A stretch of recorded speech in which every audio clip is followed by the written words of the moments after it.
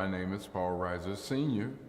My occupation is kind of unique in that I arrange, I orchestrate, I listen, I transcribe, but primarily I arrange music for professional artists, vocal artists. Well, my career actually started back in elementary school at the age of 7 years old. I was under the instructors named Harold Arnaldi, who is no longer with us, but a wonderful person. He brought me along during my preteen years. I attended Foch Junior High School on the east side of Detroit. Then, unbeknownst to me, Mr. Arnaldi got me associated with Cass Tech High School. So I went from middle school, Foch Middle School, to Cass Tech High School, and during my years from 12, I would say, no, I'll back up. From 9 years old to 18, I was part of the Parks and Recreation, Detroit Parks and Recreation Boys Band, which is where I'm doing this interview.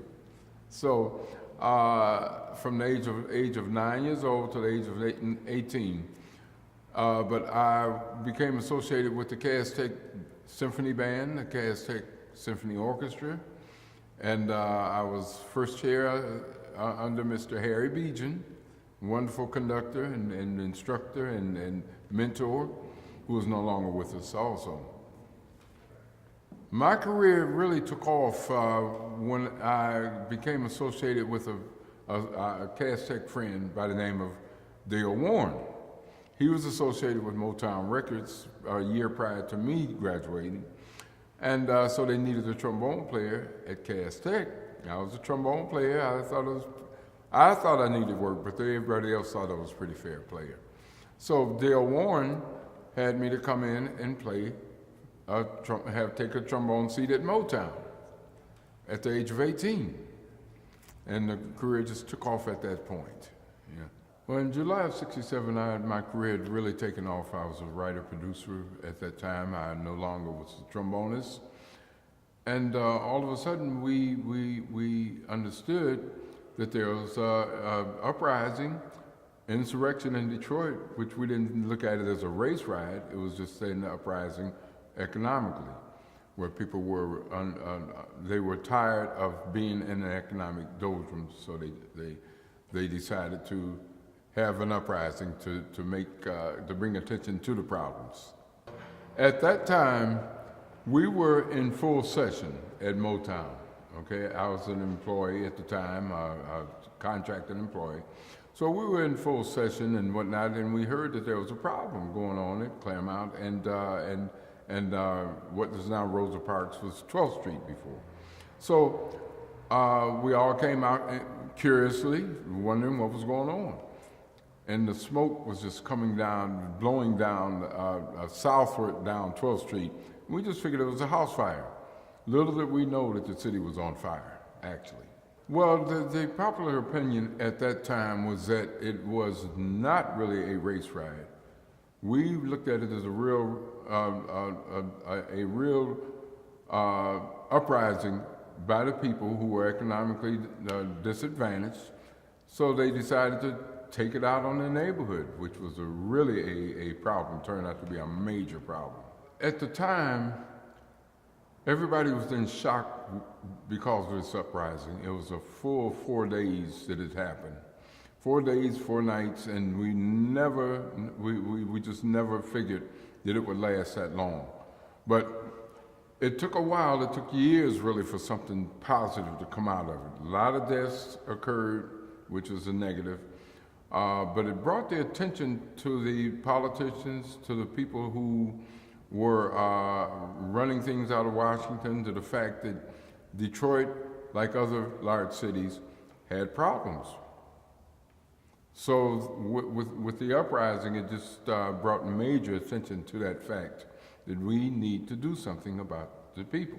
Yeah. And they're disadvantaged, so we're going to do something. It was a lot of politics that had to change. Politics with the way things were done from City Hall down. the neighborhoods attention had to come to the neighborhoods. The people finally started getting some interest to their plights. So what happened is that, first of all, they had to understand that they had to rebuild the what do you call it, the retail structure in their neighborhoods. They destroyed the retail and had to rebuild all of that. So it was a tough lesson for the people. You don't burn down your own neighborhoods. Today, what I see personally is that there's a positive direction, very positive, and there's cooperation with government, there's cooperation with the people, there's more input by the people they're listened to these days, and then there's the great influx of money coming in, which takes money to build.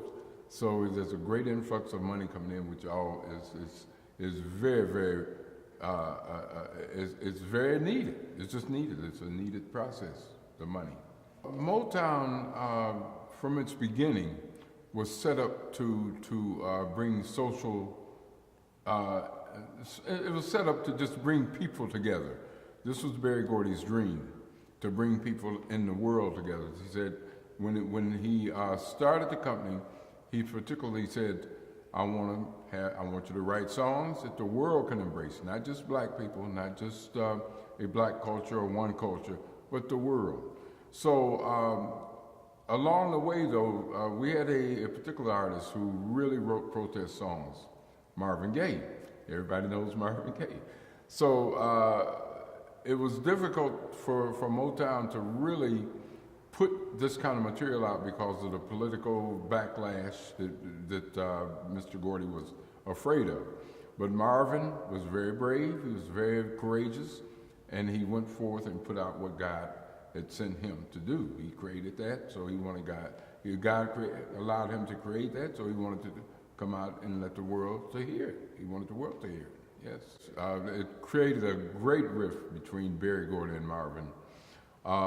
In fact, but Marvin stuck to his guns. He said, this is sent from God, it was created through God, and I want it out. And he never backed up. And Berry went along with it after a period, yes. Well, there's a lot of propaganda out about Detroit. I'd say negative propaganda. People have their own opinions about certain situations of politics and the people and the culture and whatnot. But the people of the world love Detroit. They loved it. Detroit has a culture and a history that not rivaled by any city. And what happened is when I traveled, I got that Detroit was going to be the comeback city. It took a long time because of politics, primarily. But it came back, as we can see. Most of the people love Detroit. They love the history. The people that really have studied the cultural aspects of it. But there are a few people who still frown on Detroit. And I say that's really not a good thing in my estimation, because Detroit is going to be the comeback city, like no other city in the world. It will be that. Just in closing, that the Motown Alumni Association, very powerful organization. The steering committee, which I'm a part of and glad to be a part of, is a great part of this Detroit renaissance. And we're all hoping and wishing and praying that this city comes back like we know it can be great, the world around.